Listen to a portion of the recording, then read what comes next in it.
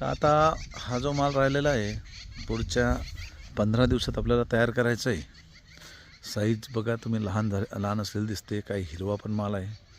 कारण इथे आपण 700 कॅरेट हार्वेस्ट करून हा माल राहिलेला आहे. 700 झाडामध्ये आपण 400 झाडाला बांबू आणलेले आहे इथे, आणि तेवढाच झाडाला माल होता. काही झाडांना जास्त, काहींना कमी. तर आता राहिलेला माल आपल्याला पुढच्या 20 दिवसामध्ये हार्वेस्ट करायचा आहे.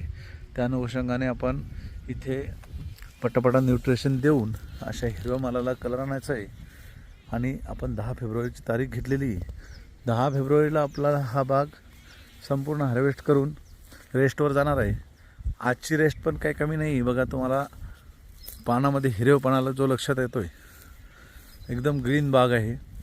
तर आधीपासूनचं न्यूट्रिशन जे आपलं आहे त्यामुळं हा बाग असा आपल्याला पाहायला मिळतो आहे. आणि हे राहिलेले फळं जे आहे अपेक्षित अजून आहे 500 ते 700 कॅरेट. म्हणजे आपल्याला इथे 1200 ते 1500 कॅरेट आजचा अंदाज आहे. त्यामध्ये आपण निम्म्यावर पोहोचलो, निम्मे आपल्याला अजून बाकी. आता साईज जे लहान राहिलेली ती साईज आपल्याला 10 दिवसात मोठी करायची आहे, 10 ते 15 दिवसामध्ये. आणि 5 फेब्रुवारीच्या आसपास आपण हार्वेस्टिंगला हात लावणार आहे.